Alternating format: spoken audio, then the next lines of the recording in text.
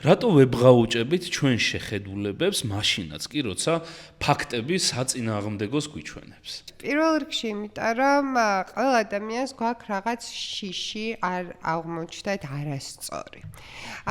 და ერთი ესეთი ასევე ფენომენი არის აი კონსისტენტურობას ეძახიან.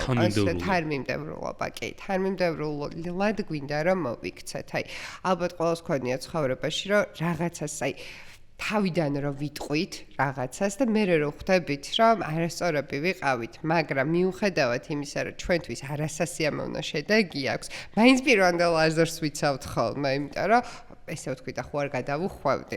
ხო, აი ეს ზუსტად ეს თანმიმდევრულობა არის ერთ-ერთი მნიშვნელოვანი ნაწილი, რომ ჩვენ შეიძლება ჩვენ აზრებში ეჭვი კი შეგვეპაროს, მაგრამ ხმამაღლა მაინც არ ვამბობთ ხოლმე ხშირ შემთხვევაში ამას და ვცდილობთ, რომ მაქსიმალურად უარი ვთქვათ აი ამ ახალ ინფორმაციაზე და დავჩეთ ამ ჩვენ თავდაპირველ აზრზე.